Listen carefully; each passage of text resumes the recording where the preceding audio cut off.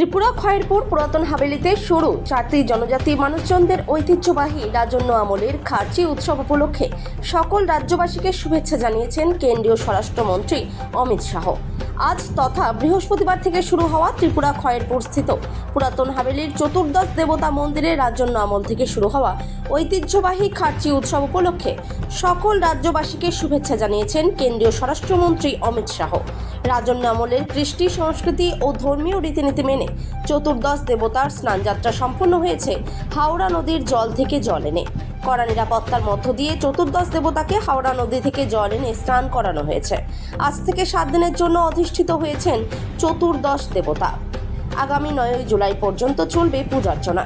বৃহস্পতিবার ত্রিপুরার মুখ্যমন্ত্রী ডাক্তার মানিক সাহা ঐতিহ্যবাহী চতুর্দশ দেবতা মন্দিরে এই 7 দিন ব্যাপী খার্চি মেলার উদ্বোধন করবেন। উপস্থিত ছিলেন ত্রিপুরার পর্যটন মন্ত্রী সুশান্ত চৌধুরী, জনজাতি কল্যাণ মন্ত্রী বিকাশ দেববর্মা, এলাকার বিধায়ক রতন চক্রবর্তী, আগরতলা পৌর নিগমের মেয়র দীপক মজুমদার, পশ্চিম ত্রিপুরা জেলাশাসক ডক্টর বিশাল কুমার সহ অন্যান্যরা। আগরতলা থেকে 6 কিলোমিটার দূরে খয়েরপুর চতুর্দশ দেবতা মন্দির অবস্থিত। 1770 খ্রিস্টাব্দের আগে ত্রিপুরেশ্বর ভৈরব মন্দিরের পাশে দুটি মন্দিরে চতুর্দশ দেবতার মূর্তি গোমতী জেলা উদয়পুরে ছিল। 1770 খ্রিস্টাব্দে মহারাজা কৃষ্ণ কিশোর মাণিক্য শমশের গেজের কাছে পরাজিত হয়ে তার রাজধানী উদয়পুর থেকে পুরাতন আগরতলা খয়েরপুরে স্থানান্তরিত করেন এবং চতুর্দশ দেবতার মূর্তিগুলি ও পুরাতন আগরতলা খয়েরপুরে নিয়ে গিয়ে একটি নতুন মন্দির স্থাপন করা হয়। 1840 খ্রিস্টাব্দে খয়েরপুর পুরাতন আগরতলা আবার বর্তমান আগরতলায় স্থানান্তরিত হয়, কিন্তু চতুর্দশ দেবতার মূর্তিগুলি পুরাতন আগরতলার খয়েরপুর একই মন্দিরে রয়ে গেছে। খার্চি উৎসব উপলক্ষে পুরাতন প্রাসাদের আশপাশে 7 দিন ধরে একটি বিশাল মেলা অনুষ্ঠিত হয়। এটি একটি জনপ্রিয় ধর্মীয় মন্দির যেখানে দেশ জুড়ে হাজার হাজার ভক্ত মহা জাঁকজমকের সাথে খার্চি উৎসব উদযাপন করতে প্রত্যেক বছরই সমবেত হন। চতুর্দশ দেবতার পুজোর সাথে একটি প্রাচীন ইতিহাস এবং কিংবদন্তি জড়িত।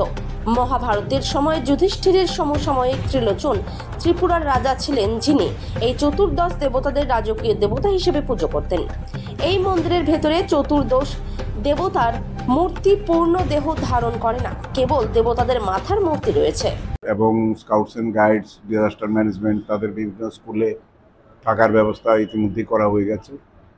কাজেই সব মিলিয়ে আজকেই তো প্রায় বলা যায় শুভ সূচনা হয়ে গেছে, কারণ গর্ভগৃহ থেকে চতুর্দশ দেবতা বেরিয়ে আসার পর তারপরে আমাদের ওখানে মন্দিরের উপরটাও রং টং করা হয়ে গেছে। কাজ কমপ্লিট, অলমোস্ট কমপ্লিট। এখন কালকে আনুষ্ঠানিকভাবে এটার শুভ সূচনা করবেন আমাদের রাজ্যের জনপ্রিয় মুখ্যমন্ত্রী প্রফেসর ডক্টর মানিক শাহ মহোদয়। উপস্থিত থাকবেন মন্ত্রী সুশান্ত চৌধুরী, উপস্থিত থাকবেন বিধায়িকা স্বপ্না দেববর্মা সহ আমিও থাকবো, আমার পঞ্চায়েত সমিতির চেয়ারপারসন থাকবেন, অন্যান্য সরকারি দপ্তরের আধিকারিকরাও থাকবেন, কমিশনার বা ডাইরেক্টর লেভেলে, ডিস্ট্রিক্ট ম্যাজিস্ট্রেট। তো সব মিলিয়ে আয়োজন তো সব দিকেই প্রস্তুতি সম্পূর্ণ হয়েছে। আরক্ষা দপ্তর থেকে আমরা এই সমস্ত নাকা পয়েন্ট করা হয়েছে, তারপরে সিসিটিভি বসানো হয়েছে। যা যা করা হয় সেটাকে প্রায় সম্পূর্ণতার পথে বলতে পারেন। তো আজকে রাত্রেও কিছু ফিনিশিং হবে, যেমন আমাদের এখানে থিম যেটা অপারেশন সিঁদুর আমরা দিয়েছি, সেই স্টলটাও আজকে রাত্রের মধ্যেই রেডি হয়ে যাবে। তো কাল থেকে এগুলো ফুল প্রেজেন্টলি শুরু হবে। আশা করি সবাই পুণ্যার্থী দর্শনার্থী সবাই শৃঙ্খলা মেনে চলবেন, আবর্জনা যত্রতত্র ফেলবেন না, বাচ্চা কাচ্চাদের নিজেদের কাছে সামলে রাখবেন, মূল্যবান জিনিসপত্র নিয়ে আসবেন না, আনলেও সেটা সাবধানে রাখবেন যাতে কোনো রকম অব্যবস্থার শিকার না হয়। কোনো সমস্যা হলে আমাদের মেলা কমিটির অফিস আছে এখানে, যেখানে সারাক্ষণ আমাদের ভলান্টিয়াররা থাকবেন, তাদের মাধ্যমে যোগাযোগ করলে আপনাদের সমস্যার সমাধান হয়ে যাবে। আর নেশার বিরুদ্ধে আমাদের জিরো টলারেন্স নীতি আগেও ছিল, এখনও আছে। প্রায় 1,500-এর মতো আমাদের টিএসআর জওয়ানরা বিভিন্ন স্কুল কলেজে আমরা রেখেছি তাদেরকে।